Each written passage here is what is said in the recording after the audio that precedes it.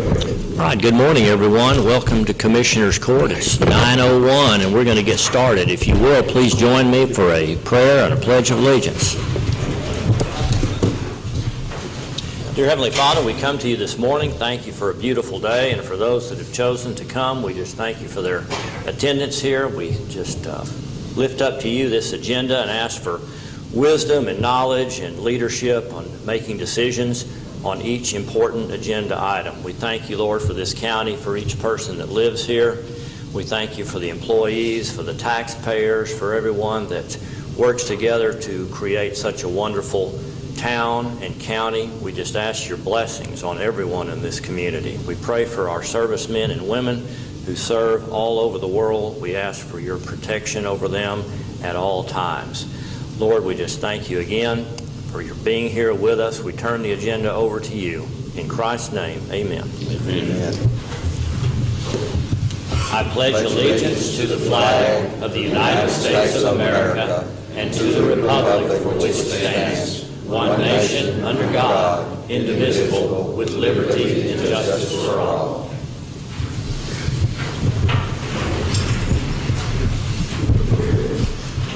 All right, it is just after 9 o'clock. Today is the 8th day of February 2016, our first Commissioners Court meeting of the month of February. We'll begin with item number 1, public comments and or requests for information on non-agenda items. In accordance with Section 551.042, Texas Open Meetings Act. Anyone like to address the court at this time? All right, moving right along, item number 2, consider and possibly approve minutes from our January 25 special meeting of Commissioners Court. Judge, I'd like to make a motion to approve the minutes. Motion by Commissioner Hinton for approval of those minutes. Second. Second by Commissioner Parker. Thank you, Joyce, for preparing those as you always do. I'm going to skip around a bit to accommodate some folks, specifically Sean and Seth are both here. Very good. I'm going to jump down to item number 8. Yes. Vote on that, number 2. Oh, okay. I'm sorry. Thank you for slowing me down. Let's accept those minutes. All in favor, say aye. Aye. Apologize, getting ahead of myself, getting in a hurry. Item number 8, presentation by KBRO regarding the recent failure of the county's optical imaging server, loss of its functionality and efforts to recover data, and the price tag that goes along with it. I know we've got some folks that are needing to get that back up and running, and so Sean is here today to explain to us in layman's terms, please, what happened and what's going on to fix it, and when you think we might be back up and running. Will you lift that mic up a little? You're just trying to get you on the recording. There you go. Hello. Good there. The update that we have is as you know, Judge, back in February of last year, what we do is KBRO is we take a weekly backup of that device offsite. Tell them what that device is compared to the main server. Sure. So what this is, it's attached to your iSeries, the AS400. And everything that's scanned in from your JP offices or the district clerk's office or the sheriff's office, all of that stuff goes to this system. So what had happened is essentially a perfect storm. I've never seen anything like this in tech. You have plenty of redundancy. Everything that is looked at by that system is from a company, it's called the Platinum device. And so what that system is managed by is Alliance Storage. And we've been working with them back and forth. What happened is last year around February, we noticed that the drive wasn't responding like it should. We put in a report to the data, said, hey, you might want to take a look at the system. It's something you manage, it's attached to your system. They did some diagnosis and decided we probably need to order another UDO, which is another drive to make the backup work that we take offsite. And we did get the drive in. Whenever they went to replace the drive, one of the other drives failed on that thing. And so, which isn't a big deal. The way that it's set up is called a RAID 5. And essentially what that means is if one drive fails, it's not a problem. If 2 drives fail, then you've got a major problem, the way that the system is structured. Because it's got, what, 4 drives? 4 drives in it, yes, sir. That function as one drive. Essentially, yes, sir. And so what had happened was we were informed by Net Data when they came in. We have a drive that failed. We need to get Alliance to send us another drive. They sent us another drive, and then when that drive came in, another drive had failed. So now we've got 2 drives down, which, like I said a minute ago, that is a problem. We don't know the extent of the damage as far as how far back the data is that we don't have access to, but we knew that we had to act pretty quick. Alliance did recommend that we don't even have them looked at by another company. We decided to go another route, and we had a company called Ace Data Recovery out of Dallas. They specialize in county government data and recovery, and they've been excellent to work with. But they're kind of in line with what it costs to do something like that. You have to take that data. They look at all 4 drives, and they say, what can we get back from this? And they were not optimistic early on. And the reason they weren't is because Alliance, when they looked at the system, they started trying to rebuild everything. So we had 2 problems. We have to rebuild and get something online working so the county can still scan and get this data. And also, what about all this data we've potentially lost? And so, as a result of that, long story short, because it's been a lot of back and forth between the 3 or 4 companies here, Alliance called us last week. They said, it was on the 2nd, I think, and they said, we believe that there's a 99% chance that we can get all of your data back. Or at least 99% of the data, 100% chance on 99% of the data. So, what they did tell us before is if they can get any of it, they can get it all, or they won't be able to get any. So, of course, unfortunately, because of the money involved, it is unfortunate. On the positive side, we were thrilled to be able to just get the data back. It is kind of a perfect storm situation. I know that you've got questions about, don't we have redundancy, don't we have backups? And I'll tell you that you have a lot of different servers that go on, and all of these different servers have backups. This particular one is something we've been talking about over the last year about replacing anyway. I know Net Data has over 100 counties now. When they started this, I guess when you bought the iSeries, this was the system to go to. So you went to this system. They believed it was a good system to go to. Well, we have now found out that they only sold about 4 or 5 of these things to all their 100 counties because they found out they're just not very pleased with how it's functioning. I know that we've had to replace drives in it a couple of times, which normally isn't a big deal because we have an off-site storage. But when that started failing, it just kind of created this chain event of drives failing that we've decided we're going to have to look at some other alternative in the future. But the price tag on it's $8,900 is what they're saying. We'll get it back by next week or early this week. So that's kind of where we're going. That is the cost to, well, first of all, back on the cost of the Plasmon device, to get it back up and running and functional. Plasmon, as I understand it, unless it's changed, did offer to replace those drives at no charge. I think initially they did, Seth. Do you recall? I know that we ended up paying, I think. Yeah, essentially the 2 new drives that they sent in to replace the 2 drives that failed, there's no cost on that. The only thing you're getting charged for is the recovery of the data from Ace Data Recovery, which is $8,900, and one of the platters that we backed the data up to, one of the sides on that was failed. So at the moment, right now, they're looking at that as well as the hard drives that we sent to Dallas. So there's 2 different pieces of hardware that we can send off. That one, if they had to write some new media, it was going to be $1,500 on the platter itself. Last I heard, they I think got a good reading of the media, which means I don't think they're going to have to do that. But just to be safe, probably assume at least $1,000 or $1,500 on that, and $8,900 for the drive itself. So I'll try to simplify things. Essentially, there's obviously a lot of components involved. What we have is we took, like you had talked about, we have 4 drives inside this Plasmon device. It's just a file server, essentially. It's a glorified file server. We had to take all of those and send them to ACE, see if they could get the data back in the last year. They said, yes, that's the $8,900 that we're talking about restoring the data over the last year. getting those drives functional and working. They go, it's a very professional service. They go in, it's also expedited. I mean, we needed to know immediately how much we're going to get back. They will send that back at 8900 with an additional backup of the data. So we'll have an external drive that's got everything on it. And then you have this other component, which is we're working with Alliance, the Plasmon guys, and they have the initial drive that we noticed was failing. They have the cartridge for that, and they're trying to go in and make sure that everything is repaired in that as well. So, like I said, it's a perfect storm. You had just so many drives just fail all at the same time. And I've never seen that happen. Well, not only did our drives fail, but our backup cartridge. Yes. I mean, it's one thing to have a drive fail, but if you've got a backup, Yes, sir. you replace that, you That's take your correct. backup and fill it back up, and you're okay. But our backup's was not working either. In the way that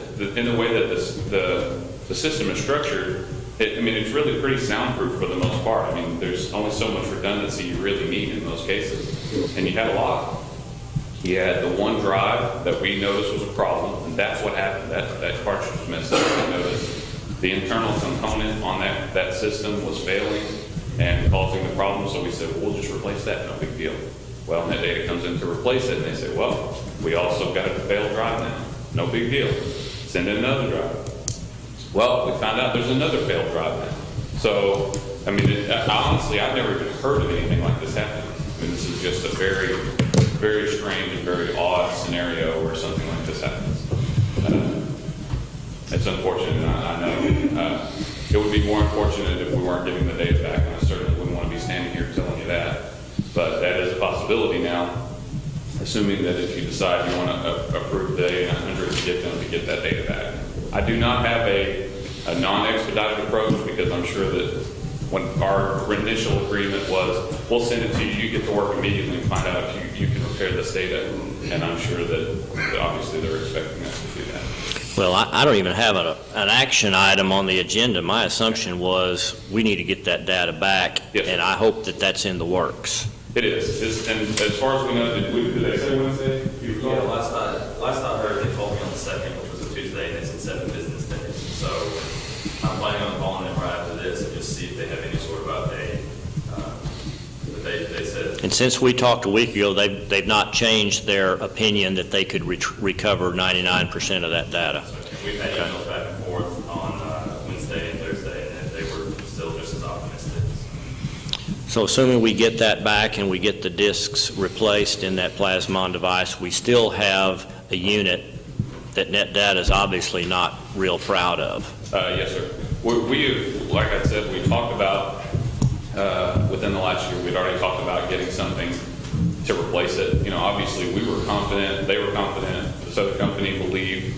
You know, you have so much redundancy, how long, I mean, if you really want to spend the money on something else, we just have to keep replacing drive. It's not costing the county anything because they have it covered. But now it's costing the county something because you have multiple drives failing, and it's just something we need to get rid of. There are tons of options. At the time when they bought this system, I didn't know what was compatible with this system and what wasn't. It was just kind of like a package deal. This is what we sell to our counties. And so we nodded the head on it. We assumed that what they sold was good. And this isn't NetData's system. It's a part of it. But I didn't realize that there were so many different options that they could attach at the time that you bought this iSeries. It was kind of a new thing that they were doing. So we have created, I think Dustin, the lead hardware guy in NetData, has created a temporary storage folder on your iSeries. So everything that's scanned in within the last 2 weeks, since we've been working on this thing, is going to this filling up quickly. So we need to get the drive back, get everything restored, up and running, and then at that point say, okay, what are our options, and what do we know that's going to be a really good system so we don't see anything like this in the future. I don't know what kind of drives they are. I haven't physically looked at them myself. You recall, Sid, as far as brand? They're Seagate.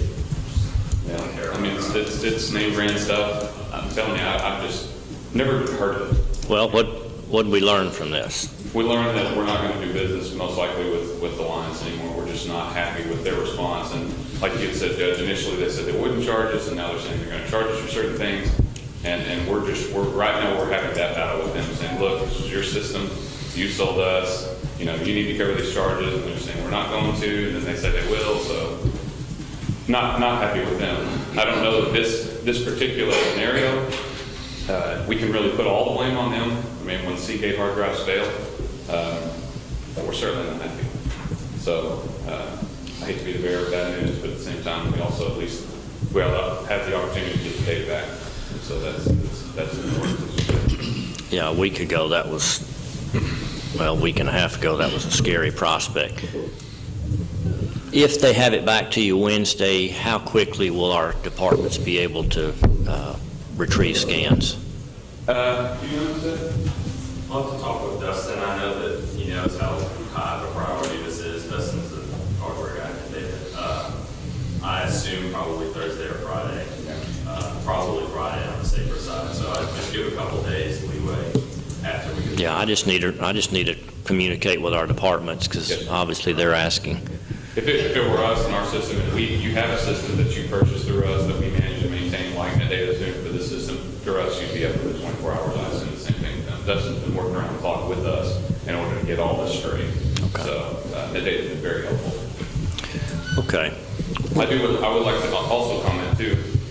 That all of your stuff. What's happening? Is it just those three components? It's anything you scan instantly. The stuff that you have, everything that you scan that you went paperless, that's a totally different cost. So that has nothing to do with your system. I see him sweating over here. I thought he would be. I thought we might address that. Okay. Well, I appreciate, especially Seth, the extra time you put in on this. I'm glad we got on this quickly, even though it doesn't seem like it's quickly. Please keep me informed in the next day or so if our time frame changes. But today I'm going to go ahead and send out an email to the department saying that by Friday we anticipate you being able to once again access your storage scans. Okay. And then after we're back up and running, can breathe, then we'll discuss whether or not we want to replace that plasmon and how quickly and what options and what costs. Yes, sir. Okay. Commissioners, do you have any questions for Seth or for Sean? Where does Net Data? Now, Net Data apparently sold us this system. They did. Where does their responsibility come in this? Honestly, I'm not sure what your contract agreement with NetData is as far as, the specifics of that hardware and attached devices and things like that. So I wouldn't be able to talk on their behalf and say what their responsibilities are. I do know as far as, maintenance is concerned, this is a system that they maintain. I'm honestly not sure. Sorry, I don't have any response. Nobody's approached them? Surely you've talked to them about it. Or? Oh, we have, but we've talked about, all we've been focused on is can we get this data back, how quickly, what is involved, who do we need to send the drives to, and all of that. And so we figured after all of that's done, then we'll kind of look at what the questions you're asking a little bit closer and say, is there anybody we can put this on? Is this something that just, or is it, it may be covered under a contract I'm not aware of, and that will be between your county and the data. I'd certainly be happy to help and sit in and work with you on that on your behalf, but I just don't know the specifics of your agreement.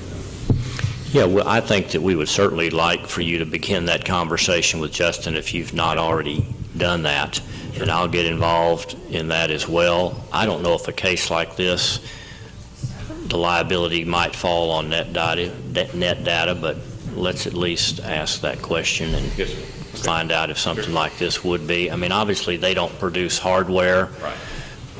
Whether this service or the failure of a hardware as part of the service that they provide us would be covered, I don't know.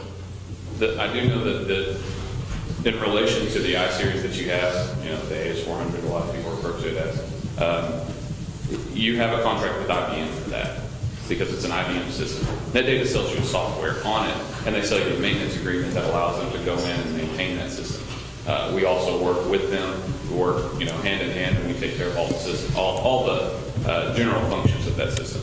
But outside of that, if you have another agreement with Plasmon or Alliance, in this case, I'm not really sure, but certainly we'll start asking questions and try to get to the bottom of that for you. Well, Net Data does a lot of counties Yes, sir. work, so they, I don't know, they should.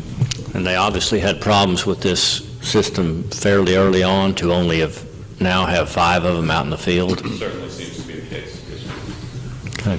We didn't know that until we started seeing so many failures. We've seen 2 other failures in the past, and it was just a single drive issue, which we see a lot in tech, which is why we have these backup drives. I've never seen a failure like this, though, ever. I mean, it'd be just to give you an idea, it would just be like if you had a computer here and you had a computer in your car that you took off, and a storm comes through and blows out both of them and the one that's at remote office 30 miles from here. I mean, it's really just almost impossible, but it happened. So. Okay, unless there's any other questions, thank you all for coming in, and keep me posted. We'll get on it. Thank you. Okay, let's move on to, we've got a lot of guys here from fire departments that may need to get back to work. Let's go to item number 7, consider and possibly take action on volunteer fire department monthly reports provided to the auditor. As you will recall, commissioners, we've got 2 different means of providing compensation to the volunteer fire departments. One is a fixed amount of $1,200 that goes equally to each volunteer fire department, and then we've got run money that we agreed to start paying here about 6 months ago to hopefully entice and encourage more participation by volunteers and hopefully bring up the level of participation from new volunteers. I guess we'll address whether or not that's working at a later time, but we would like for you to give some guidance to us on how to encourage more prompt reporting and whether or not there would be any holding back of any monies if a department does not get their reports in on a timely manner. It's been expressed to me by Christy from the Auditor's Department that it sure does help her if she can get timely reports. I don't know what a timely report is. 30 days, 45 days, what are we striving for, Christy? Well, right now we have for external reports in to Craig, and I think by the 15th and then he will forward them to us. So anywhere, as long as we... By the 15th after the end of the month? Okay. So that report goes to Chief McCrae for his review. And then I know he's turning those around fairly quickly. But the issue is, if what you're discussing is the $1,200 monthly, if he sees a problem with one of the reports, and he doesn't want to release the run money, do we release the monthly $1,200 as well? And that's what I'm asking for this morning. so your policy is already, you're not going to give run money if you don't have a report by which to calculate that run money on. Right, Christy? I mean, you can't write a check for run money if you don't have a report. Okay.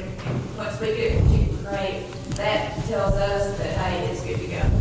Okay. And so we're trying to find some way to incentivize or motivate each department to provide us with a timely report, not one that's a couple of months, 3 months late, right? Or one that has problems. Or one that has, well, okay, or problems. All right. And you've asked whether or not it would be possible to consider holding back the fixed amount of $1,200 if there is no report available. That's the decision I would call.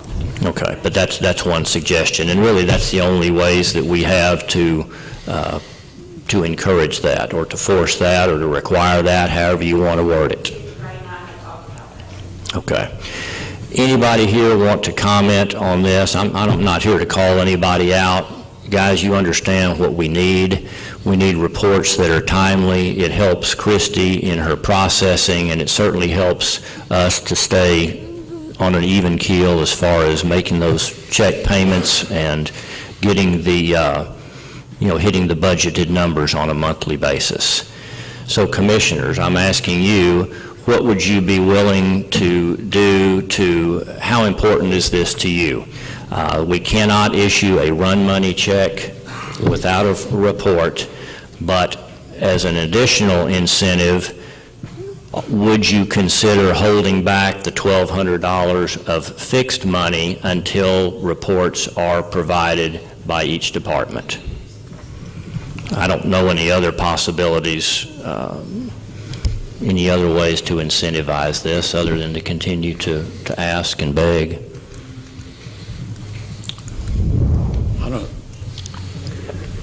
I think you ought to separate them. They've been used to the 1,200 for all these years to run their business on, so this run money's new stuff.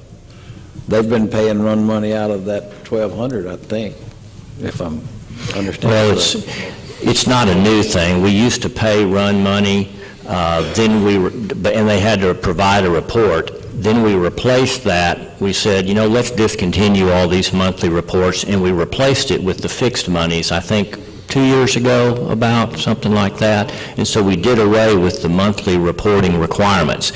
And so then we went back and decided to add back the run money. And so previously there was only one source of income that the county was providing. Now we've gone back to the run money in addition to that fixed money. So the county is making a significant additional payment to each department because of these two components.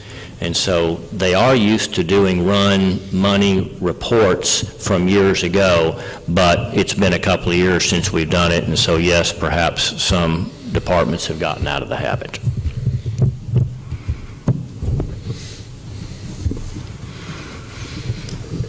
Questions, comments? Motion? Yes, Chief. Something you might take into consideration as well on the run sheets. As it said, they do get the run money, which is something that's been reinstated, but the monthly pay has been going on for years. And really, if you think back when Winfield was in the situation they were, the county continued to give them money for months without them turning the wheel and not making any calls at all. So by turning or producing a report. Yeah, and that's kind of the deal. If we get the run money or the run sheets, even without the run money aspect of being able to show the county that the departments are making calls and are diverting the money. In other words, there's more reasons for providing those reports than just simply as a method to get reimbursed. Correct. It gives you some information that you need. The other thing is us knowing what we have to work with out in the county, whether, kind of what's the average number of people who show up, when they show up, that kind of stuff. So there's a lot more aspects to getting that information than just the run money. Okay.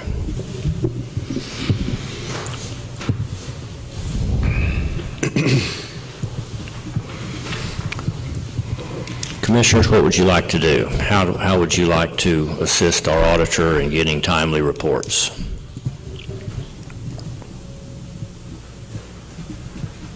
Larry? Sir. Are you saying the reports on the run money, that we need to continue to pay the $1,200 a month? Because I know they got bills and they got things they've got to pay, but not to receive the run money till you okay it? What I was saying is the run money was a one-year thing that y'all were going to do for the departments, and generous consensus, I think, of all the chiefs, that it really is not showing any improvement in runs being attended by the volunteers or more people getting on the department. So chances are that's probably may not be in effect in the next year. But continuing to pay the monthly pay without having some documentation. It says Winfield was given thousands of dollars for months with them not making any calls at all, still receiving the money because we weren't receiving any documentation showing what they were doing. So And none was required. none was required at the time. That's kind of what I'm saying. The department's turning in those run sheets that provide y'all with the information on how your money's spent. Kind of like what Commissioner Riddle brought up a few months ago about 501c3s and being accountable. The county pays the departments that basic money about $125,000 a year. So, what you're getting for that money, I would think would be important for y'all to know that departments are alive, I better should give them money to.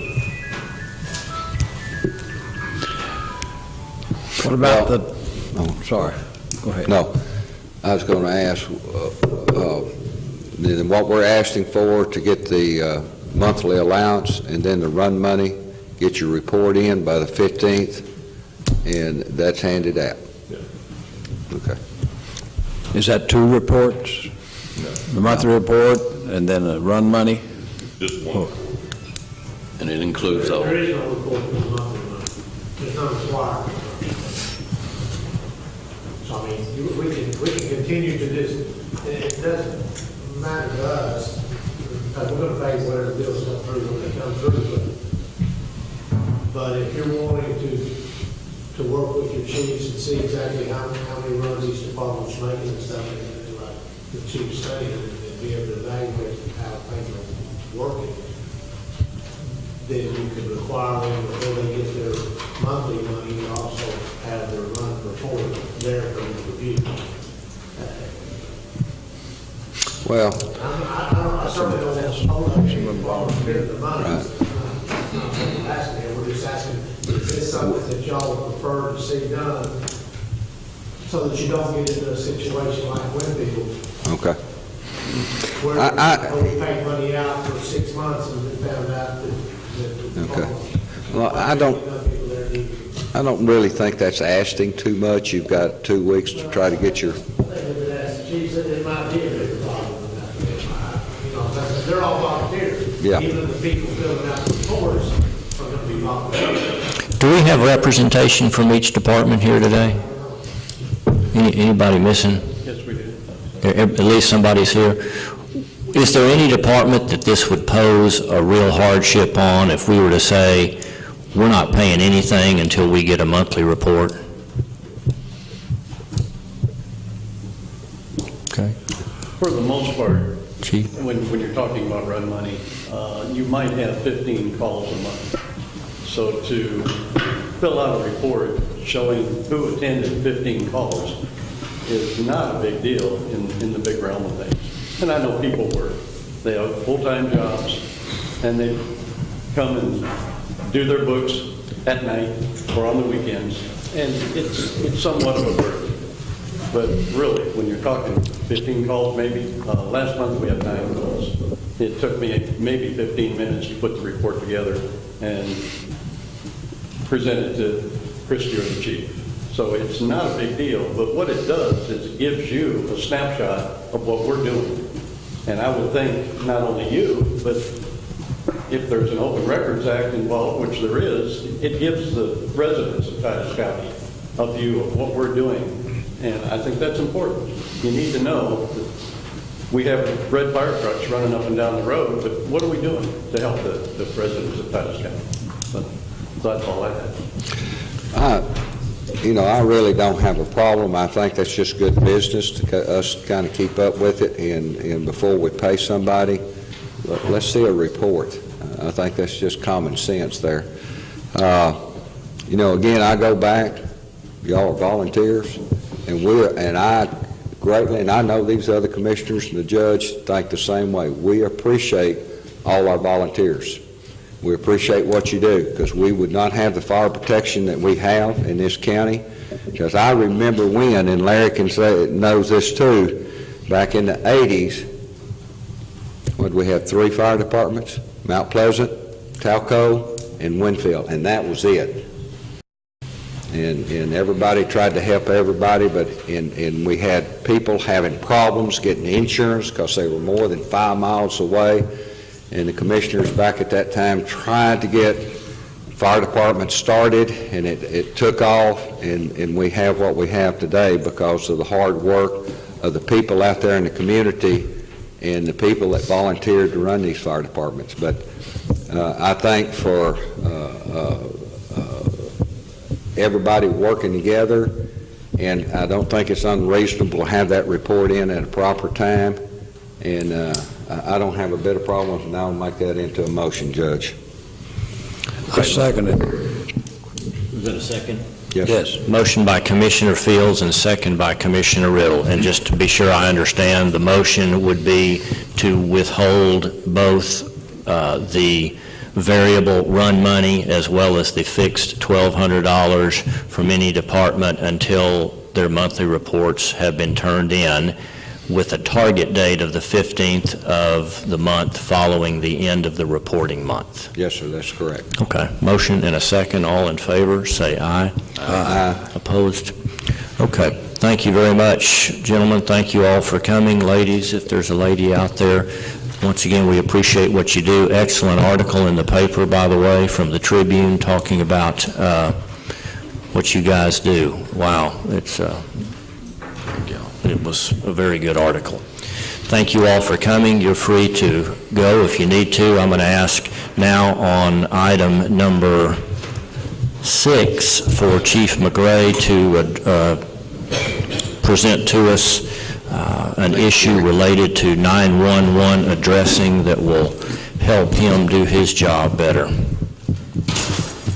Generally, just the comment, the other day I was out on 67 and ran across the road that we didn't have on our map or in our system. I called up to the COG to see if they had it. It was actually a private road that's been added into a trailer park out there.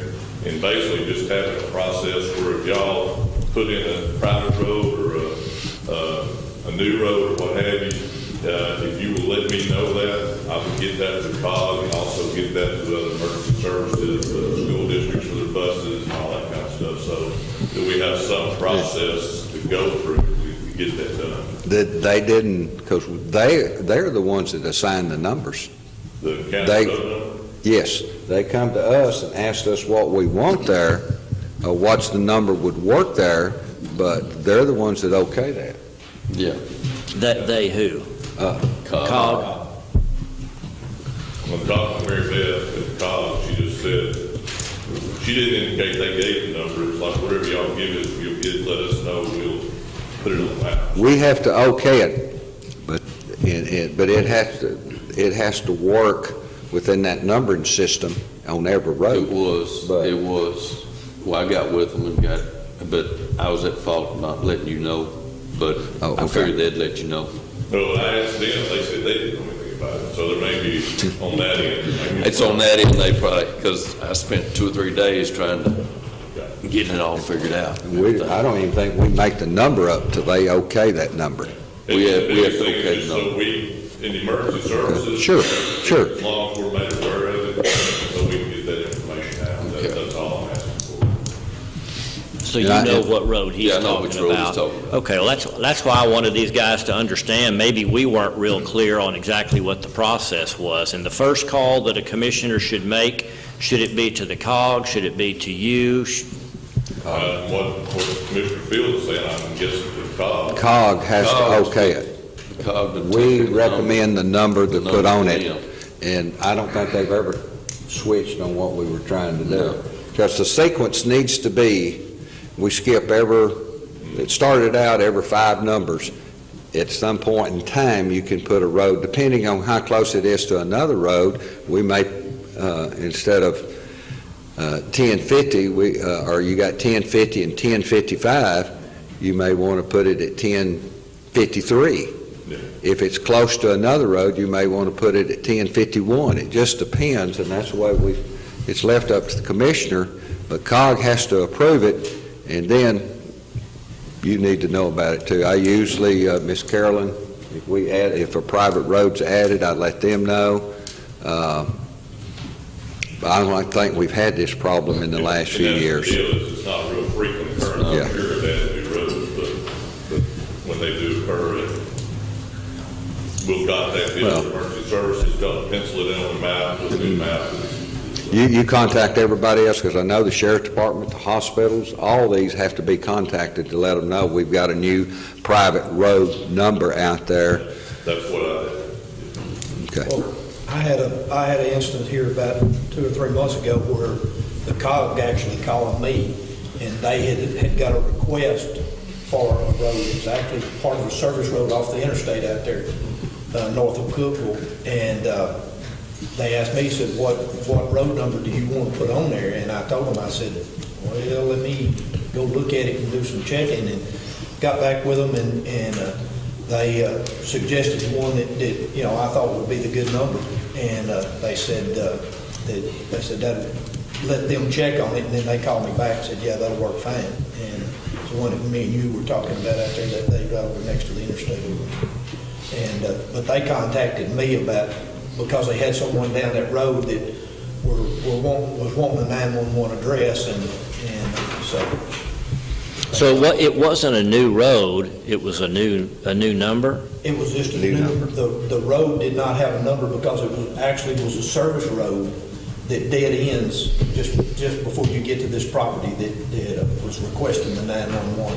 And they had called the COG to ask about the number, you know, what their number would be.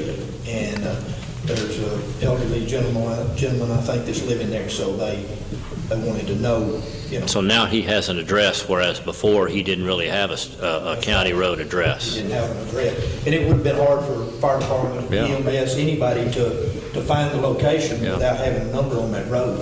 And I told him, I said, you know, that is a service road off the interstate. I said, I don't know that I can even assign that a number. So I called TxDOT and talked to them, and they said, you go ahead and do it. That's, you know, it's dead end, so it's not ours. And so he said, we maintain it, but he said, we won't put a number or anything on it.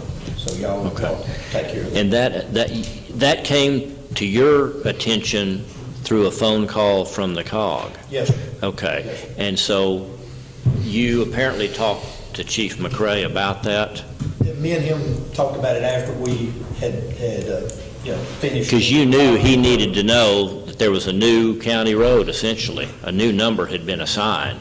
And if that emergency call had come from that gentleman's house, he would have needed to know that information in order to be able to direct somebody there. And I didn't call him right off. He happened to be out one day checking roads and all, and he come by and was talking to me, and I happened to tell him about it then. I think it's the way that was on that. I should have called him, but I didn't, you know.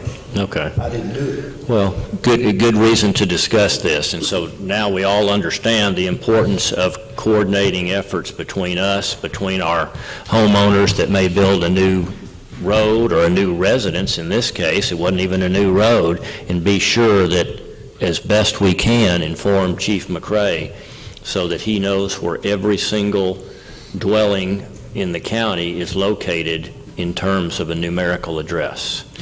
I know that when I had called them about that the person requesting the road number or at the trailer park there, they was to get in touch with the COG to get the address, the mailbox numbers.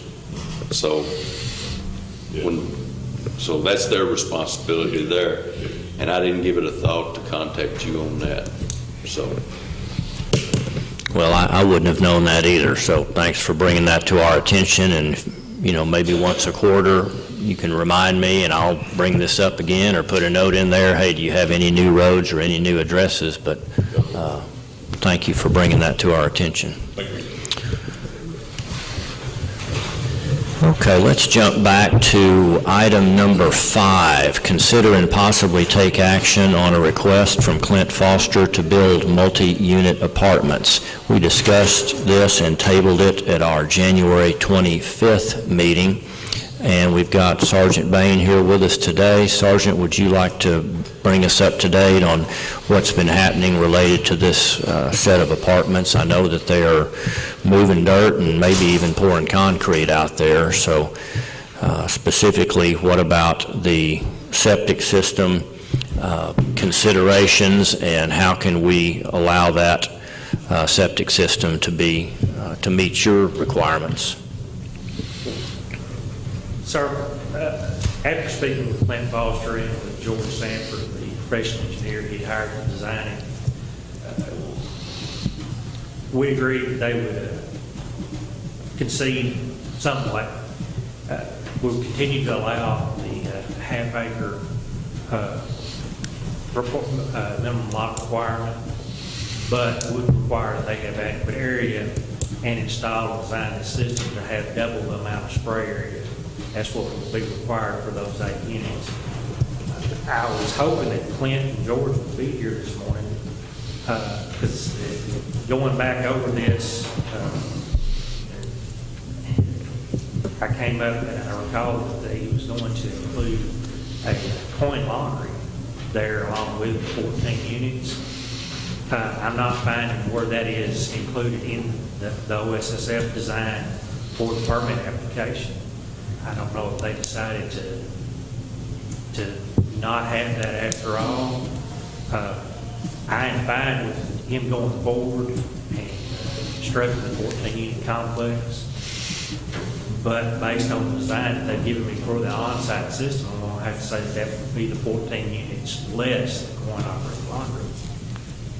So even with doubling the spray area, you're not comfortable with adding the coin-operated laundry? Right, because they would have to be additional ATU capacity for the Open Creek units that I'm not seeing where that's designed in. Like, again, that may be something that I'm just missing that George may could.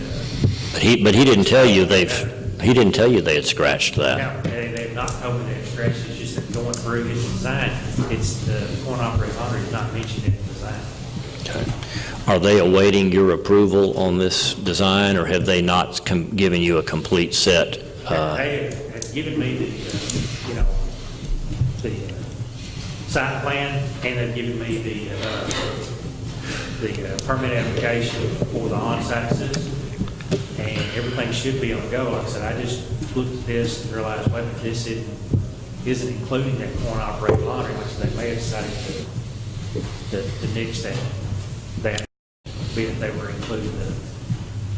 I think Clint is out of town working offshore. Do you want me to contact Mr. Sanford and ask him? Do you want to? I can contact George to find out for sure.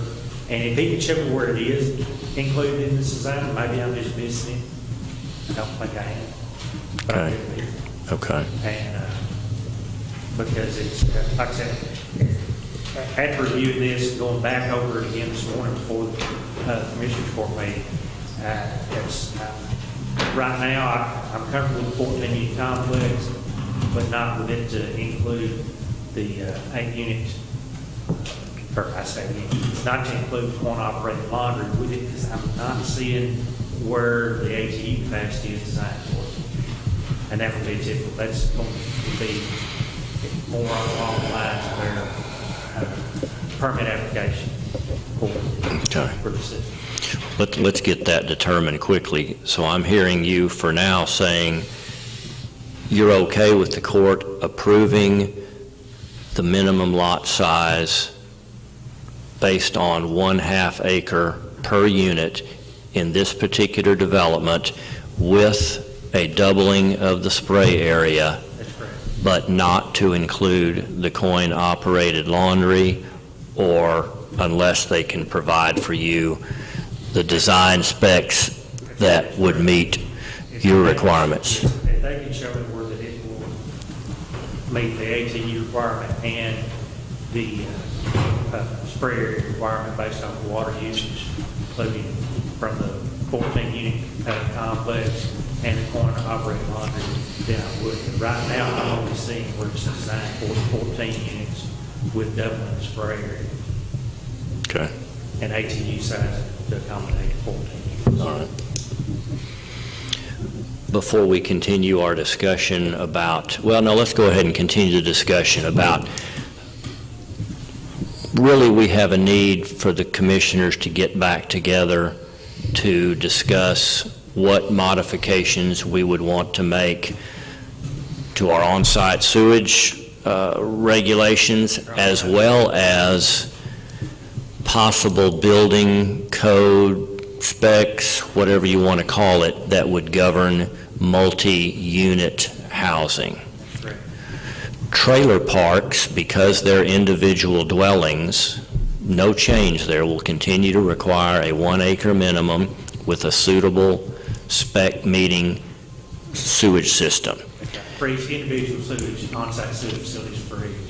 So they don't really fall into this subject that I'm talking about. And the subject, again, that I'm talking about that we did visit on last meeting was maybe it is time to expand the county's authority to govern a housing facility where more than one family lives, and we're talking about duplexes, triplex, quadplex, apartments specifically. Is there anything else that might come under something like that? I have a big question about condominiums. They're connected, but yet they're individually owned. And my thinking is with that, then they need to be, for lot sizing and for requirements for on-site sewage, those are, that are built together, they're separate utilities, so they should have different, have separate on-site systems. We have had that arise in the county so far, and if by allowing them to be on the same system, would be a cluster system, which is not permissible by TCEQ standard. Say that again, is not? It's not permissible by TCEQ standard. Years ago it was, and you can have, there's several scenarios where you can have a cluster system. Generally, we see it where there were manufactured housing developments created on half-acre lots, but where the homes shared septic systems, 2 on one system, or several times there'll be 3 or 4 on one system. The problem then they'll come in and they'll sell the house and the land. Well, once they've done that, they've created a cluster system because you've got one person on the ground on which the septic system's on, yet you've got 4 owners to the 4 homes connected to it. We run into those. Those are generally in family situations and have not overly been a problem, but we have had some of those that were developed over the years prior to me coming to work here. We've also had where some townhouses were constructed, and I don't know if they were initially constructed to be individual single-story apartments or from day one their intent was to be individually owned townhomes, but there's like 10 or 12 units on 3 large septic systems on one piece of property, and that would be considered a cluster system. I'm not sure the exact date when these were constructed. At the time when it was brought to my attention, I contacted TCEQ, and at that time, the law or their guidelines for prohibiting the installation of cluster systems was in place, and the system should have been permitted, but it was. Why couldn't we just add this question? Why couldn't we just add any multi-unit of any kind is required to be able to hook into a sewage line or sewage system or one of those mini plants like Chapel Hill and the college has, or the name, I don't know what they are. Right, the package plants, and I'm not an expert on these, but from what I understand, they're basically operated just like the municipal sewage plant is, or a builder's wastewater plant would be. Ultimately, they're going to discharge into the creek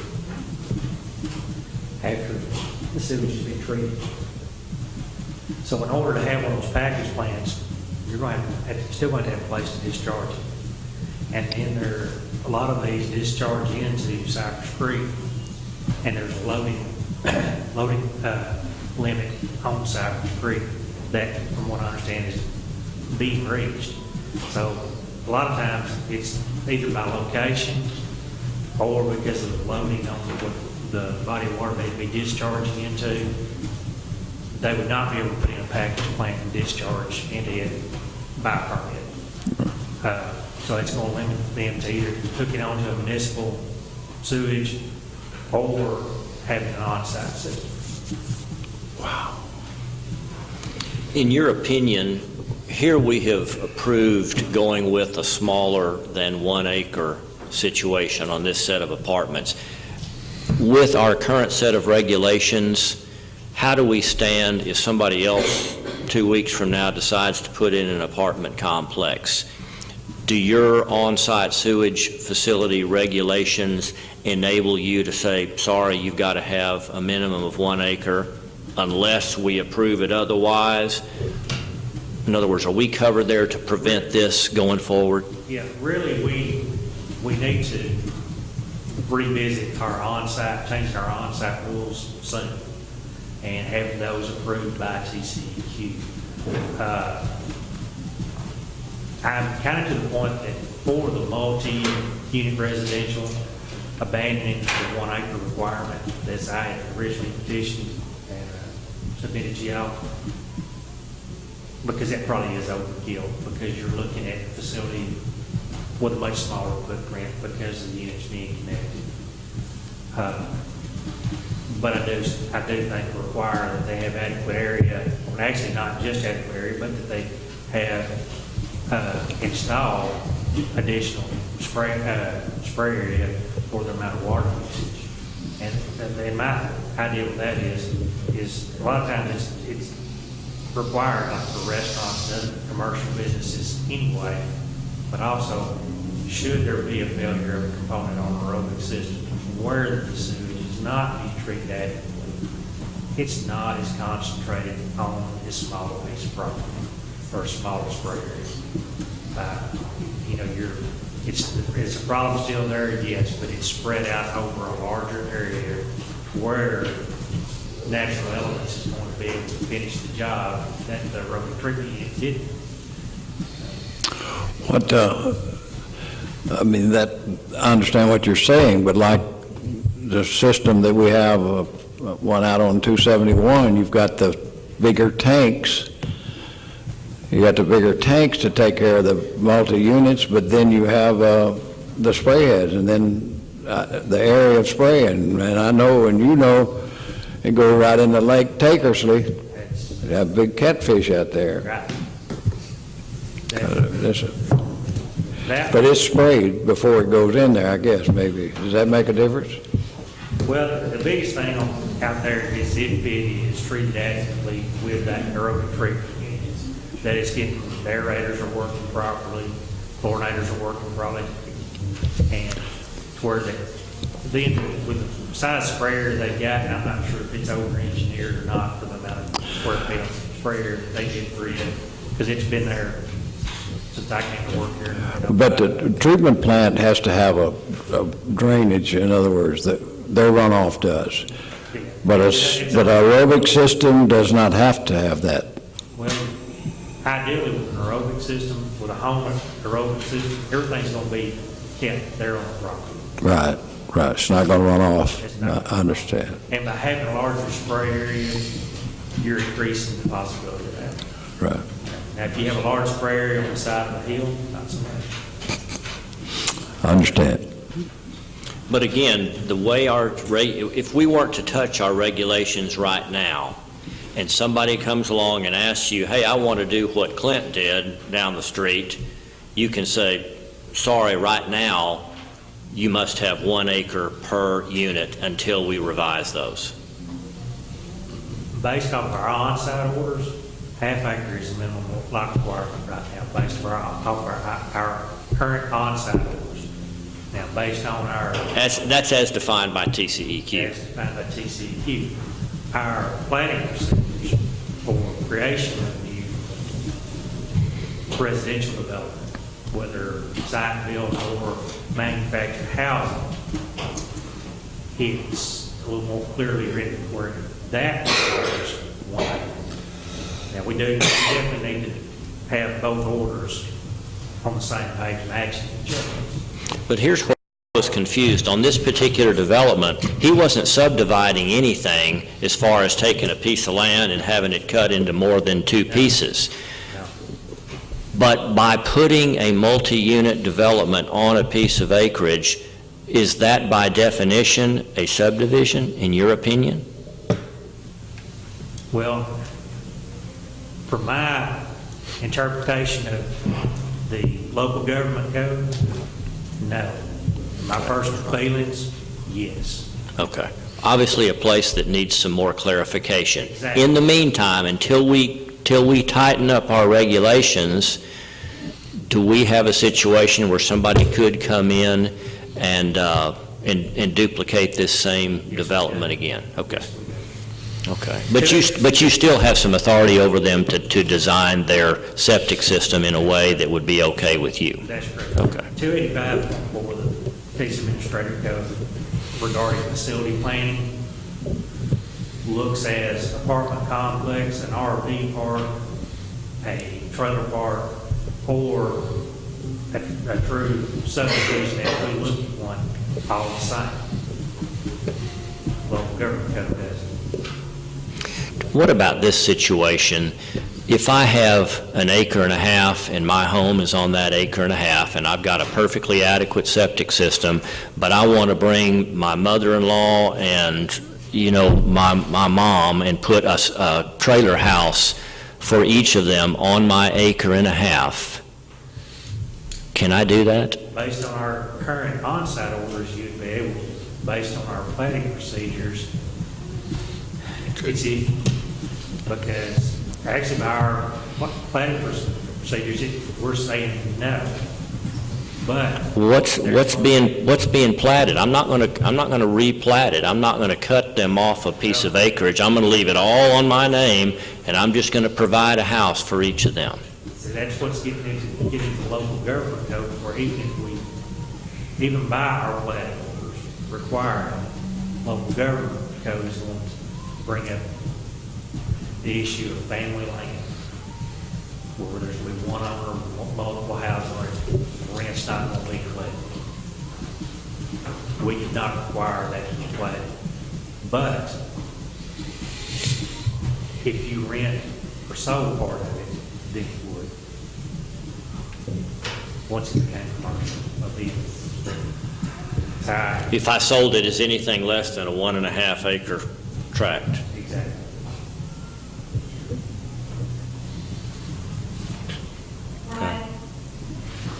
If you'd like to come up to the mic, I'll let you address.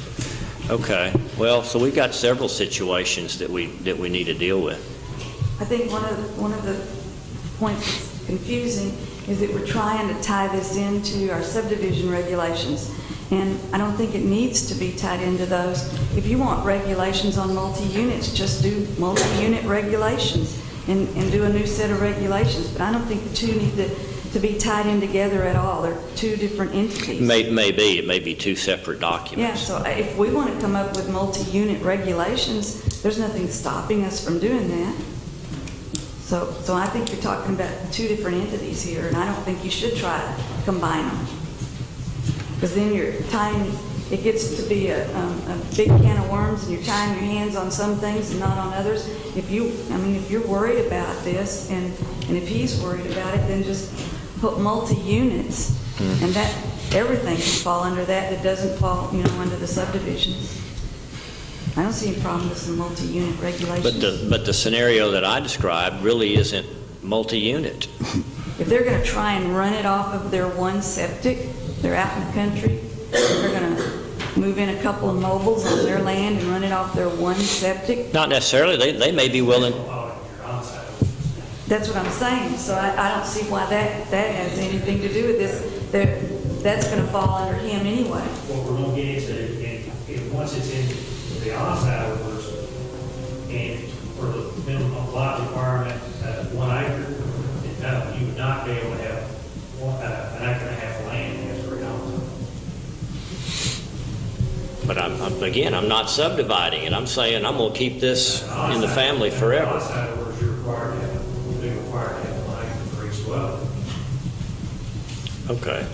So we do have a security net there right now, Once we get the new on-site orders. but not right now. Right now, we're at the minimum lot size requirement of the state, which is a half acre. Because I believe you're dealing with a septic installer on a situation like this, aren't you?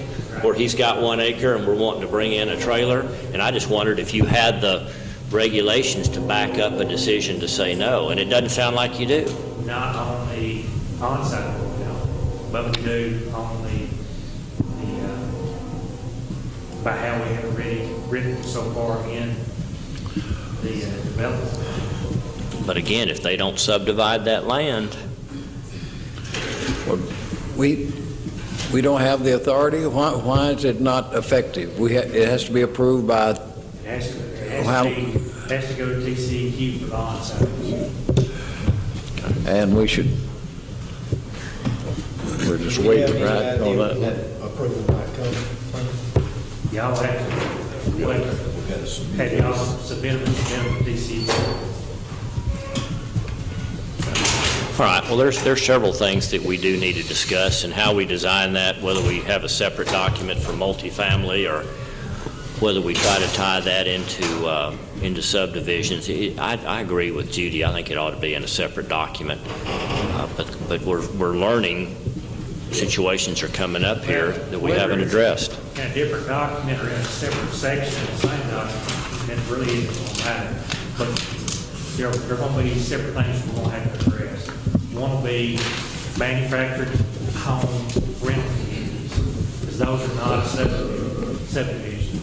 But even under the local government code, Commissioners Court can require infrastructure regulations on them, basically for them to be laid out the same as a subdivision, and lot sizing requirement, on-site requirement of system for each home. The question is, what requirements can be put in place for multi-family residential? Because to me, they're far greater liability. It's not just for their on-site, but because of how they're built. Potentially inferior. They're not built to specification. Having firewalls between them, there's great liability there. And I'm not sure what requirements we put in place on that. Okay. All right. Back to your main reason for being here. We need to take action here on item number 5. And again, what we need to state clearly is to approve allowing this 14 unit to be built on 7 acres with the requirements that Sergeant Bain has included, which is to double the spray area on this particular development, and to verify that there is no laundry, or that it is indeed included in that design. And I'm just asking this because I don't know. I know about where it's at, but I'm not sure. Is there a pond or something on this 7 acres? Have a seat. There's not indication in the engineer's drawing for there being one.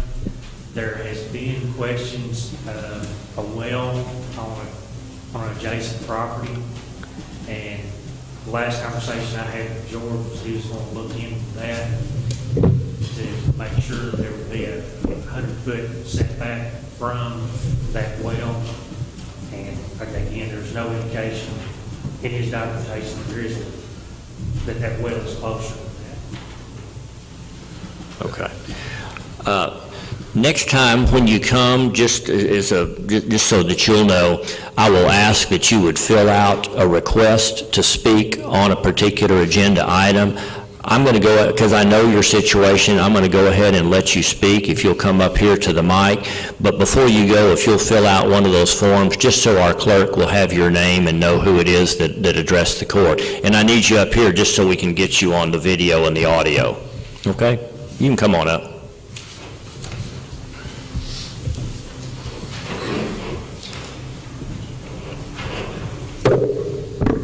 Yes, my name is Mike Miller. I did sign that. I didn't know I had to put anything else outside. Okay. Regarding to the system, Mr. Kevin Baker up there, our houses are in front of this property.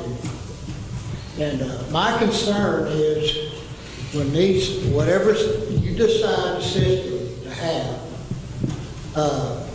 I've been living here over 20 years, and I've seen this field build up and have a water standing when there's a lot of rain. And there's a creek back there. Now, my wife's family owns property on the other side of Mr. Clint Foster's. There's a creek there, and I have seen it flood through there. And it goes to my wife's family's property. We have a pool down there, a pond. And what the pond doesn't collect, it keeps going on that creek and goes right behind the college. I'm concerned about these water coming out of the spray heads, and I don't know what's in it.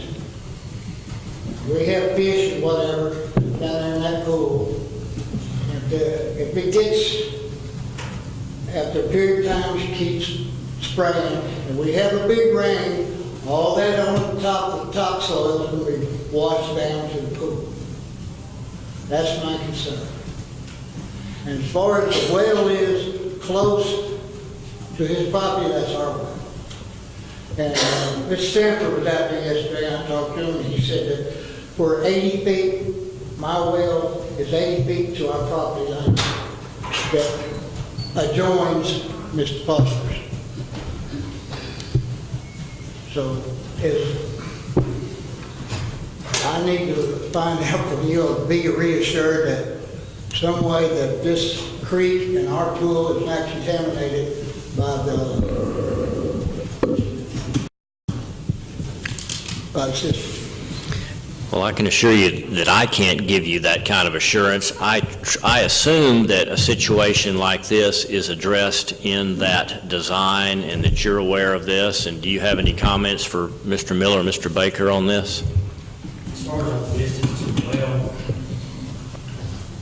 as far as in regards to the distance to the well, since it's 80 feet from the property line, there will have to be a 20-foot buffer between the spray field and the property line, so that should get us at the 100 feet separation on the well. As far as on the possible runoff to the adjoining property into that pool, you shouldn't have it. But is that one of the deals that I can guarantee that it won't? No. Based off the subdivision review total maps, that shouldn't be an issue. Additionally, the system is designed where it's going to dose and leave or spray like 60 times a day. So there's going to be, at that, there's going to be very little being sprayed out at any one given time during the day or throughout the 24-hour period, where there shouldn't be runoff. Also, if the system's working right, what's being sprayed out is going to be treated sewage. It would be no different than what would be, being discharged into the creeks from a municipal wastewater plant. But issues such as this, the impact on adjoining property, is part of any on-site sewage facility design and approval. And yes, that would be included in the site plan. Okay, all right. May I add that they have poured pads out there, and our property line is probably within, I'm going to say 10 or 15 feet from that pad. On my wife's family side of the land, it's vacant, not my house. So my concern there, part is how are they going to route this away from their land? Well, as I hope you understand, at this time, the Commissioners Court has no authority to tell them how to deal with a situation like that. Would that be something we would want to consider in future multifamily developments, things like this? I think it would be a good idea, but you still get back to that situation where I want to live in the county so that I can build things and do things the way that I want. And that works both ways. You know, once you're there and you've set your stake and built your home, you've always got to be concerned with what's my neighbor now or later going to do that might impact me. And right now, we have no say-so on that, whether or not they put up a fence or a buffer zone or design their roads where it works well with your home. I hope that can be something that you can work out with Mr. Foster. Well, yeah, I just wanted to bring that to your attention, you know, and further talks, different situations are going to come up. I'm sure this is not the only apartment complex they're going to start building out in the country like this. Other people, or he may do more, you know. It's just something to give a little forethought to. Yeah. Yeah. What could occur. You're right. You're right. I appreciate your comments. In the form I was referring to, there's a different form from the sign-in sheet where you would ask to speak during public comment. And if you'll just fill that out and put your name on there, just so, again, we've got to, yeah, just, yeah, and then you can give that to our county clerk here at the table. Okay. I knew this. That's all right. Thank you, Mr. Miller. Could the Commissioners Court making any rules is moot then? That 1 acre deal is just moot. We can't do it. Are you talking about on this development or going forward? Development. Why is it this? Because it hadn't been approved by TCEQ or whoever it is, the Texas Quality Water Board? Is that the reason that we have to cave in and half acre? I don't think we're caving in on anything. Maybe we haven't made it clear enough. We passed the rules, a 1 acre per unit. But this isn't a subdivision. That's where it's kind of a gray area. We haven't subdivided any land. But I'll let Sergeant Bain explain that. What should have been done was when y'all adopted the platting procedures, when that was done, we should have had the on-site orders ready to be sent in at that time also, and they were. I just, at the time when y'all voted on that meeting, I was not aware that that was even going to be on the agenda for that. I found out that it voted and passed 2 days later when somebody told me it was in the paper. Do what now? Say that again. When y'all voted in October to pass the platting procedures, I was unaware that that was even on the agenda. I found out about it 2 days later when somebody told me they had read it in the paper. Again, we should have had it where both orders were being passed at the same time, where that could have been sent into TCEQ. But we're still going to have this issue with the multifamily about whether or not the 1 acre requirement for each unit would be an overkill. Because if somebody was going to build a 24-unit apartment, they'd have to have it on 24 acres. Well, if they built a 2-story or 3-story, they'd have land, it'd be a waste of land. But, or allowing them a half-acre requirement, but doubling the spray area, we're still accomplishing the same thing because of the smaller footprint typically created by a multi-unit development. So, and Sergeant Bain has already stated that he would be okay with this kind of design, where a apartment development would be okay on 1/2 acre per unit going forward. So again, I don't know if Requiring double the spray area. with double the spray area, which we've got on this project. So really, you're telling us you're okay with this particular project being on 1/2 acre with double spray head, and in fact, you would say I'm okay with that going forward. So I'm not sure if that achieves your objectives, Commissioner Riddle, as far as if your concern is over the design of the septic system or just allowing developments like this to start popping up. Well, my concern is exactly as that gentleman described about, and I know it happens. We've got one right now that it happens regularly, and it stinks to high heaven and everything else. It's a pit. It's a sewage pit right in the people's backyard. And this, when it rains, the pond, and this don't go to a pond, it goes to Lake Tankersley eventually. But Are you referring to the 271 development? Yes, and it stinks to high heaven. The ladies always come calling us. We're having to clean out the culvert. It's a real problem, and I don't. But that one, according to Sergeant Bain, should have never been approved and would not be approved if it were to be done today. It looks like he's got the same problem. He's got a pond and a stream and the stuff over there. It's going to overflow. I don't know what's the difference on that one. It's going to be a problem forever, and I can't understand why that the commissioners don't have the authority not to allow that. I don't agree with Sergeant Bain. Somewhere in there, we need to get it done. Said one should never been approved. Do what? We approved it. I know it, but it shouldn't have. Whoever your DR was at the time should not have approved that. Well, just let the state. Because what they did, they approved the cluster system, because those, my understanding, those were intended to be sold from the moment they was built. It's kind of hard for me to go back and fix what's already been done. I thought when we All approved. we can do now is try to prevent anything from happening in the future.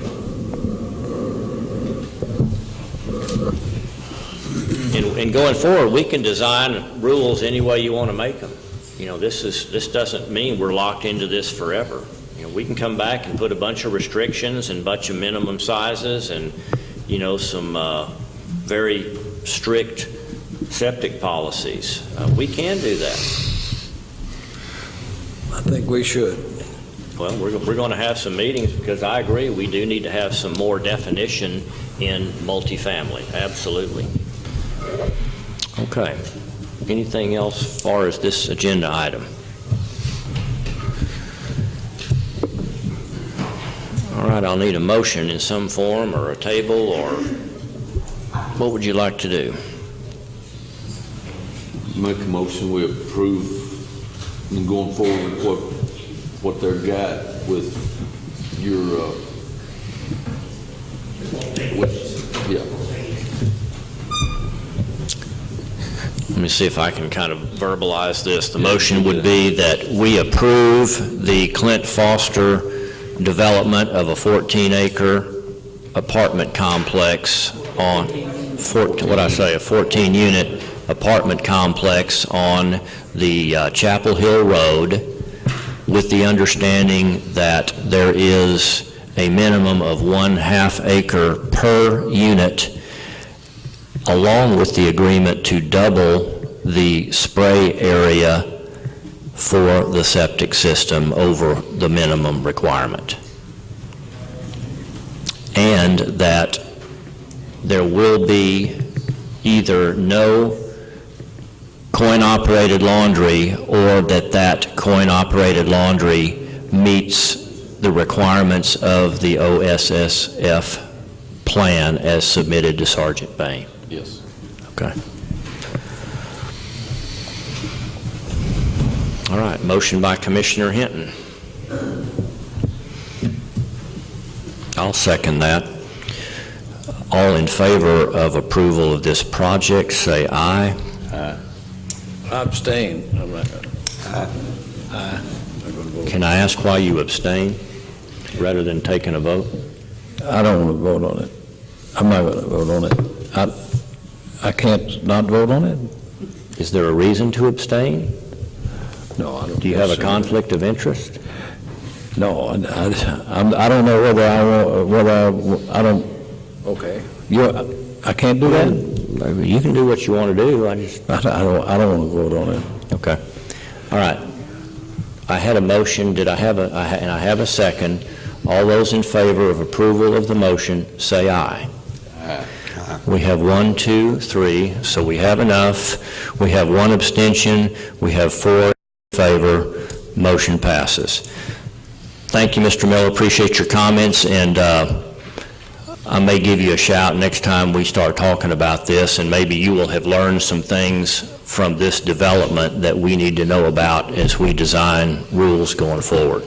Okay? Just for a step out, I had a design, I'll show it to him, to give him an idea of where things are going to be. Okay. There may be something that he sees in the design that's going to be a real Sure. lot. I want to look at it over that. Okay, thank you. Thank you, Judge, for Hey. allowing me to express. I'm not trying to be greedy. It's my place and ideas, and I'm not. Considering your vested interest in this project, I think you did a fine job with your presentation. You're welcome here anytime. I'm nervous as it's a chihuahua. We all are, that's okay. Yes. Okay, let's go back to item number 3. This is an annual requirement we have to provide to the Texas Railroad Commission, a $25,000 letter of credit. And so it's that time of the year, I ask that you would approve the renewal of that letter of credit that we provide. Motion by Commissioner Fields, second by Commissioner Hinton. All in favor of approval of that $25,000 letter of credit as required by the Railroad Commission, say aye. Aye. Opposed? I think that has to do with those above ground tanks. Yes. If there were any leaks, the county would have to pay for it.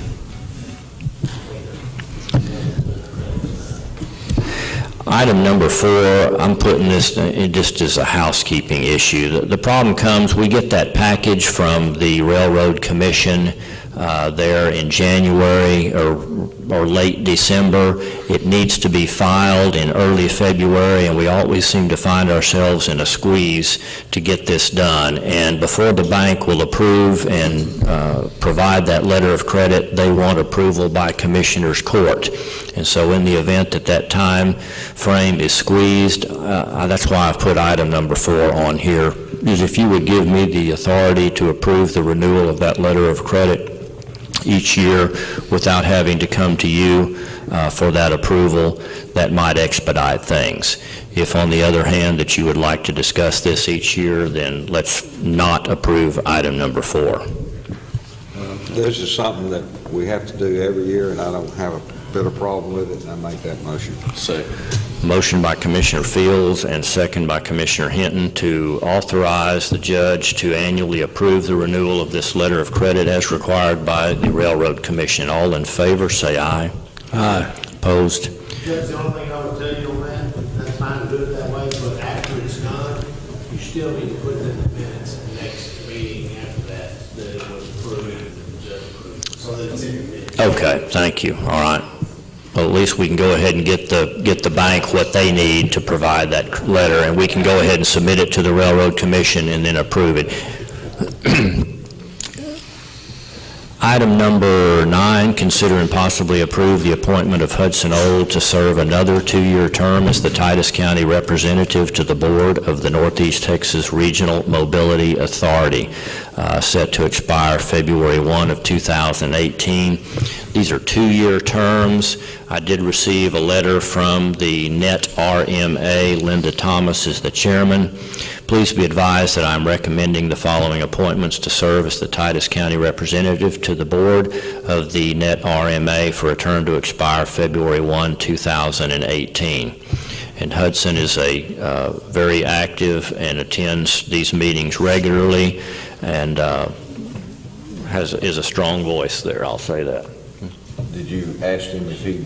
I did ask him, and he is willing, and I gave him the opportunity to come and address you today if he wanted, and he said he didn't really need anything, but that he was willing to serve another 2-year term.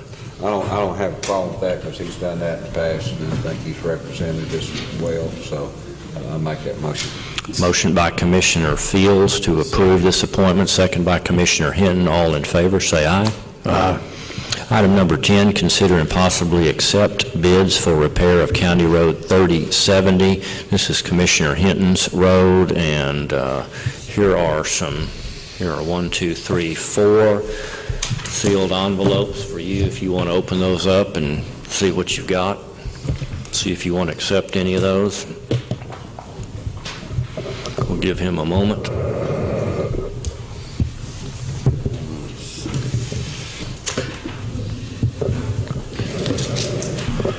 Judge, while he's opening those, we might want to check with some of our neighboring counties to the west of us because of the growth that's happened over the last 20 years. And this is something that we all hear about growth, and people out there in the county, they really don't want rules and regulations telling them what they can do or they cannot do. But for the purpose of safety and health, we have to put certain rules and regulations. The sewage is one mandated by the state. We have no choice but to regulate these and check them and make sure they're done right, because you're talking about a health issue for all the people that live in the county. But as we continue to grow in the next 20 years, we're going to grow by leaps and bounds, and I'm expecting Titus County, we're about 34,000 now. I expect Titus County in the next 20, 25 years to be as up to 50,000. And I think you're going to see tremendous growth in this area. And you're going to have probably more rules and regulations come about because of our population growth that we're going to have. And I know we don't like rules and regulations, but sometimes for the good of everybody, you have to have these things. Well, just remember, we're one of only a handful of counties that has even got a set of subdivision regulations. We do fortunately have TCEQ minimums that help us with on-site sewage facility requirements, for safety measures. But we do need to look, I think, at this in particular, multifamily housing, so that we don't end up with developments that don't have good sewage systems, that aren't functioning properly, that infringe on neighbors' rights, etc. And so for that reason, I would like to see us develop a set of multi-unit or multifamily housing laws, rules that would include anything from building quality to subdivision design to design of the septic system.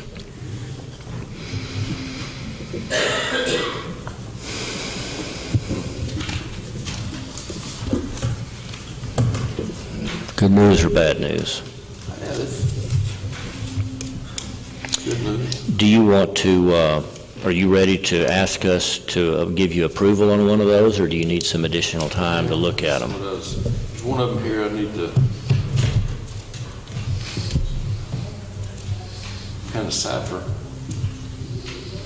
Can we give you the authority to study and make your own decision? Well, you need to have all, since it's bids, I don't know how much money you're talking about. Well, it's not, on this part of it, it's I mean, it's not. These are relatively small, relatively small. under 5,000, but he still wanted to get bids on these just to be sure he was getting the best deal he could get. He's got one from Jimmy Ellis Dozer, cleanup and prep site for new culvert, $3,000. Here's one from Stevenson Dirt Contracting, remove debris from creek, including trees, limbs, and concrete, remove existing culvert, county to haul off, concrete pending placement on landowner, $7,000 from Stevenson. Here is JWC Enterprises, remove debris and prep ditch with excavator and dozer, $3,500. And this is Dennis Cameron Construction. He hasn't given a flat figure, has he? He doesn't have a flat on his. Okay. Furnish a 65,000-pound cat track hoe with bucket at $2,800 minimum charge for the first 20 hours, and after 20 hours, charge will be $140 per hour. And then furnish a 65,000-pound cat track hoe with 60-inch bucket at $5,000. No rate total to do what was shown. I'm not sure what he means there.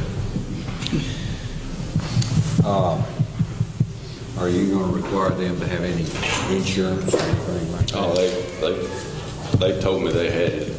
Okay, They had the all insurance. four of them? Yeah. Do you want some time to visit with these guys before you make your decision? What would you like to do? I know you don't want to wait 2 more weeks. No, I don't want to until wait the 2 more meeting. weeks. Can we meet here in the morning?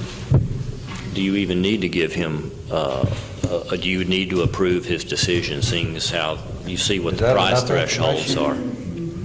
What he gave you? Do what? Is that enough information? Well, I just think you're not required, that's not $50,000 to do the bidding understand that. Right. policies, but I don't know if your intent was, even though it's not 50, I want to follow the bidding procedures, well, then you have to have them all there, and the court has to approve it. That's the way. But if you just wanted to get proposals, and he's not really intent on following the bidding requirements, which is what I think is what he wanted to do, you know, that you don't follow the bidding rules, but you need to decide which way what your intent was and what you want. Well, the action item is consider and possibly accept bids. If we need to give him a little additional time and have another meeting on Thursday morning or Friday morning, we can table that. If you know enough based on this, we can do it now. So it's kind of your call. This morning,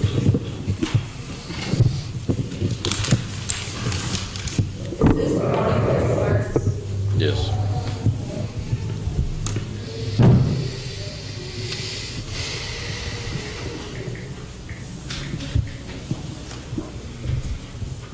While you look those over, why don't I do travel and seminars? Yeah. Good. Okay.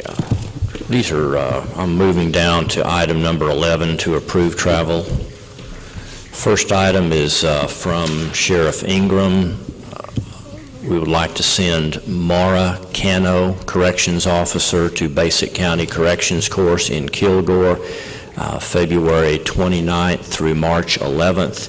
$200 registration plus $30 test fee, $230, meals at $20 per day, taking a county car, anticipating the total cost of this to be $430 during that roughly 11-day time frame.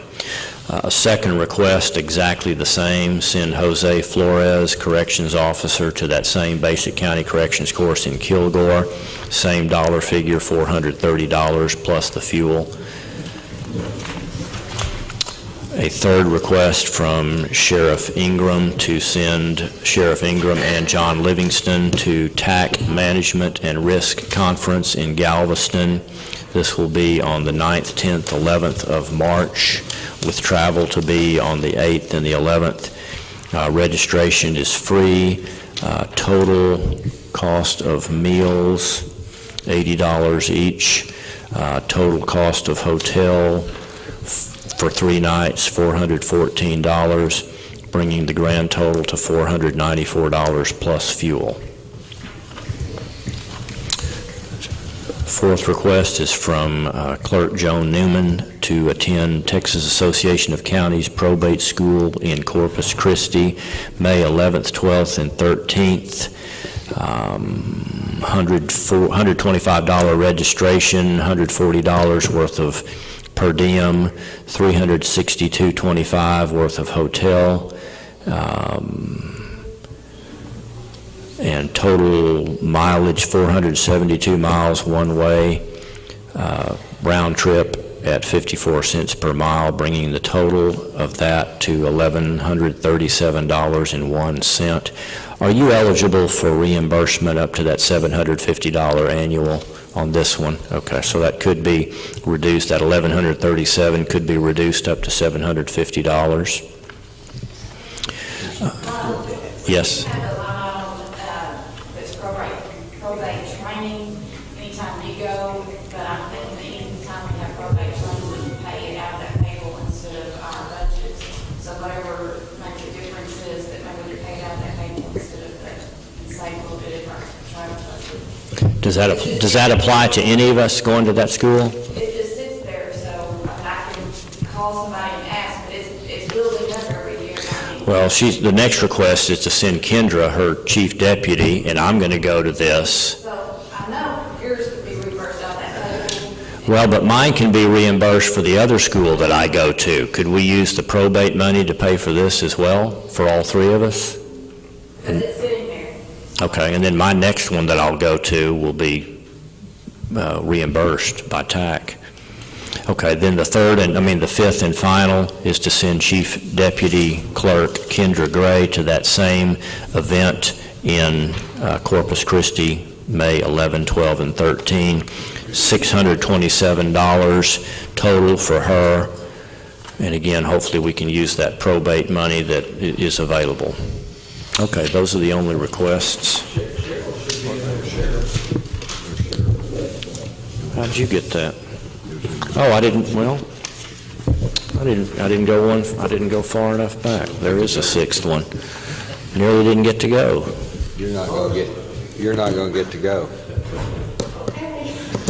Okay, this is to send Treasurer Cheryl Preddy to 44th Annual County Treasurers Continuing Education Seminar, mandatory training, 19, 20, and 21st of April, $180 registration, $140 of per diem, $468.20 hotel, $328 of travel, grand total $1,117.17.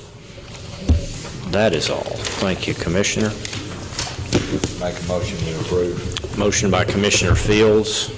Second by Commissioner Parker for approval. All in favor, say aye. Aye. Opposed? Want to keep studying and I'll keep going to something else, or you want to just... Yes, sir. Go ahead. Okay. Let's go to item number 12, approve oral and written reports.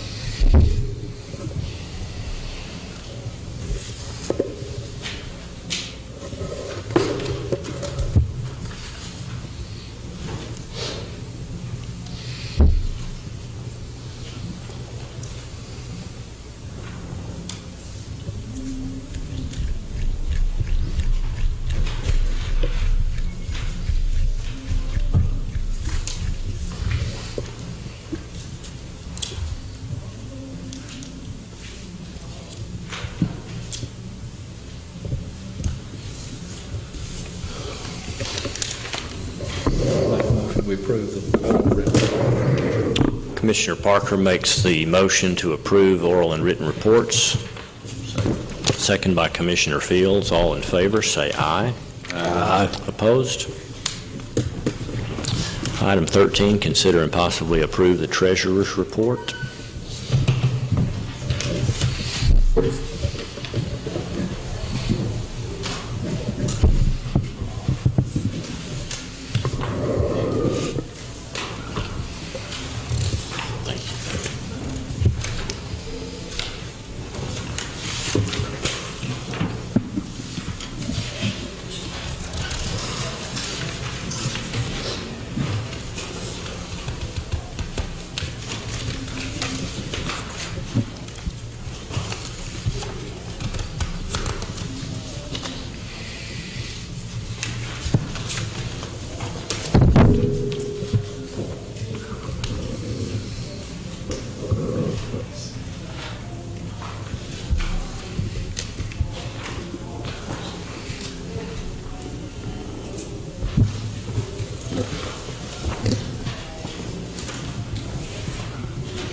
Carl, on this Luke Construction Fund, we got $1,648,000.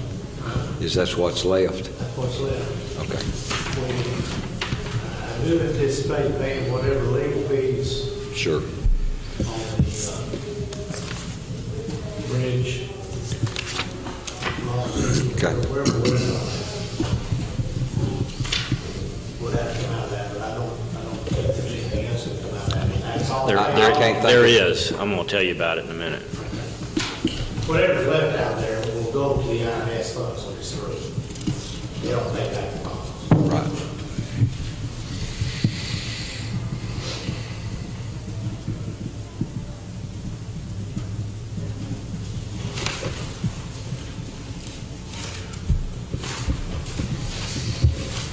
Or we could put the 8 million a year we get from, It goes to Next, the INS funds already. The number 65 through 68, that's where that money goes. Then it makes, we make bond payments out of those funds. State money plus the property taxes is what allocated to the INS, all those are going to INS. To make the payments back to the home fund. So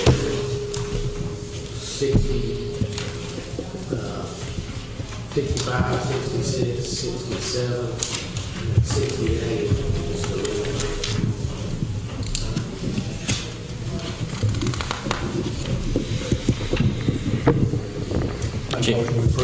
the Motion by Commissioner Parker for Second. Treasury Report approval, and second by Commissioner Hinton. All in favor, say aye. Aye. Item number 14, approve budget amendments. No budget amendments. Item 15, sign pay orders and approve payments. Make a motion with pair of bills. Motion by Commissioner Hinton.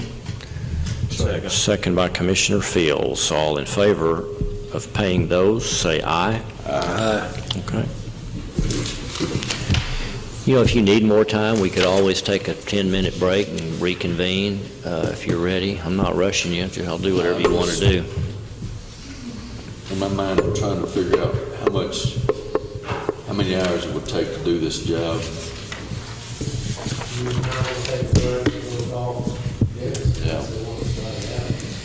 Yeah. Like I said, we can take a break, give you a little bit of time and vote on this today, or we can table it and let you do more in-depth research and come back 72 hours later. Do you need to call them? One of them? Yeah. Ask the question? I need to call, I need to find out one question. Why don't we finish up everything, recess, and give you some time, and we'll find something to do. Okay. We will put item 10 on hold. Let's move on to item number 16, closing comments. I've got a couple of things here. As you'll recall, we had a conversation back at least 2 weeks ago on the status of getting our loop minimum payments going, and we had a few right-of-way issues that had come up that were not to the complete satisfaction of the Atlanta district. We did have our first conference call back on, what day was that, Carolyn? Tuesday or Thursday? Anyway, last week I had the staff from Atlanta. I had Mark Heidecker with PTP and myself, and they did all the talking. Boy, you're down to some really, I hate to use the word nitpicking because it is important, but it's some pretty minor, in my opinion, things that need to be done. And here's what, as I understand it, will be the course of action. The consultant that PTP has used to come in and evaluate the right-of-way work on behalf of TxDOT. In other words, TxDOT didn't have the time or staff or whatever you want to call it. I don't know what their real reason was, but they brought in a specialty contractor for each of the 3 projects, whose job it was to compare actual right-of-way markers, monuments, clerk filings, and to identify whether or not everything was in order. And they are the ones that, through their measuring methods, have determined either missing monuments, missing rods or monuments that were slightly off. We're talking about a matter of inches. rather than Pate coming back up and doing that work, they have said it would be fine with them if they allowed and used whatever the contractor or the consultant was on each of those 3 jobs to make the adjustments in the field while they were doing their field work. So that's what I believe is the course of action. This will be a county expense if we have to move any of these to meet the requirements of TxDOT Atlanta office. If we were to bring in our own consultant, it may turn out that their measuring methods might produce even a different location for these. So apparently when you're talking about this small of a distance, there are some variables in there. So that would be where we would need to pay for this work to be done. I have no idea how much money we're talking about at this time. I'm waiting on some kind of an estimate as to what that might be so that I can say, how we will pay for that. But that available money there will need to pay for this as well if we're going to, because What I understand, you're telling me it's the same people that did the work when they come back. yes, the consultant that TxDOT Atlanta, you would not think that it would be, but who knows? Well, have we made a decision, or have you talked to anybody that might do this? It's going to be the same people. Well, again, we don't want to bring in and have somebody come in and do all the studies again. Basically, they've done the work and they know, hey, we want this monument moved here, or this rod moved here, or this missing rod, we want it to be right there. We sure don't want to go to the expense of hiring another surveying consultant to come in and do the same thing. We would rather just say, hey, while you're doing your field work, will you move that monument, move that rod so that it does match up with the legal documents and deeds. We hope that it would be a simple process, but again, Yeah, some of these I spots don't out know. there, they're not off, but this. Well, something could have been moved or cut off by a mower blade. We don't know what the reasons are that this has happened, but apparently in Pate's experience, Atlanta is being very, very, very detailed, and they have the right to do that. So you brought up that fund and what else might be needed to be spent out of that. That would be one item. Thank you.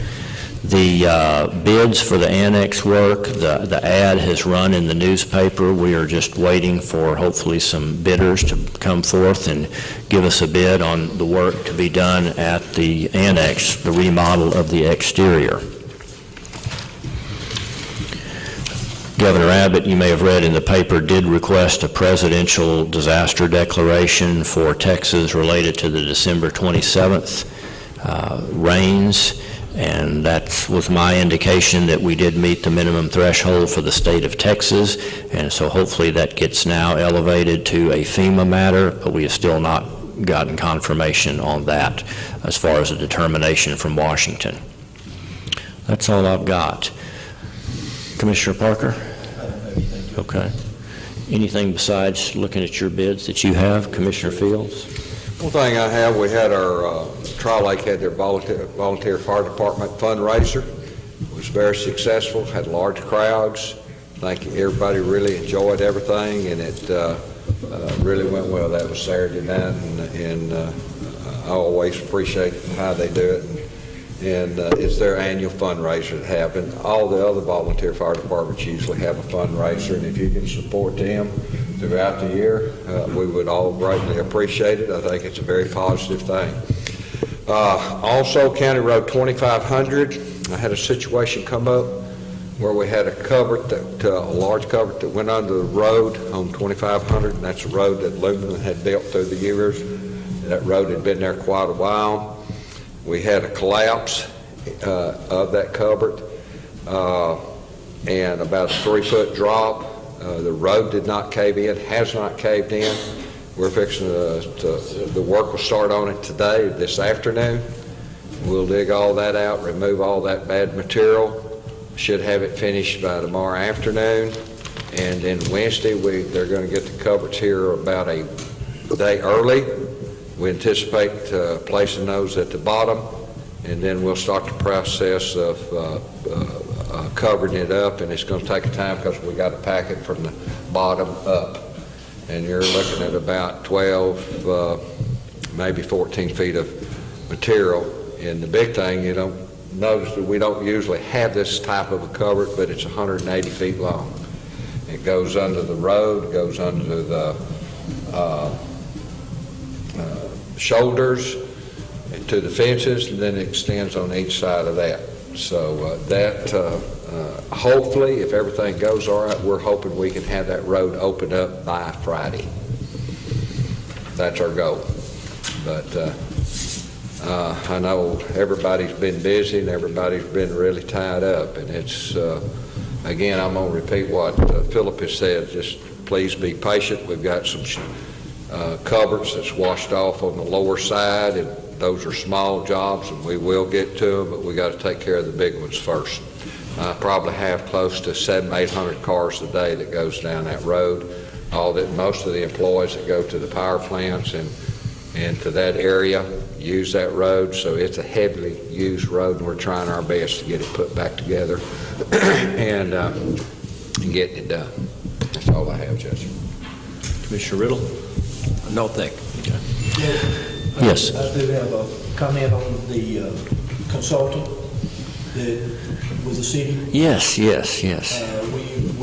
met week before last, I guess it was now, and they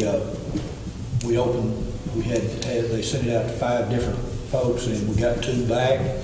The 2 were pretty expensive, but we graded them and selected the one that we thought was the best to suit our needs. And Chief McRae and Mike Aaron's had a conference call with them, and we think that they're going to be able to come down to meet our criteria and all after they talked to them and told them what we had. So here in the next few days, we should know something else about it. And that was originally a projected project of $30,000 to be split between the county and the city, and as I understand, those 2 bids were in excess of $50,000. But Chief did tell me that they had talked on the phone and tried to explain why they did not anticipate as much work as these 2 companies may have been thinking there was going to be. And after they did talk to the selected company, apparently they agreed, yes, we can trim this cost. Sure hope we get it back closer to that $30,000 amount. All right. Okay, if there's nothing else, let's recess here for, say, 15 minutes, or just stay close, and Phillip will round us up again, and we'll come back in for a final vote on item number 10, and then adjourn. So y'all are welcome to stay or go, whatever you would like.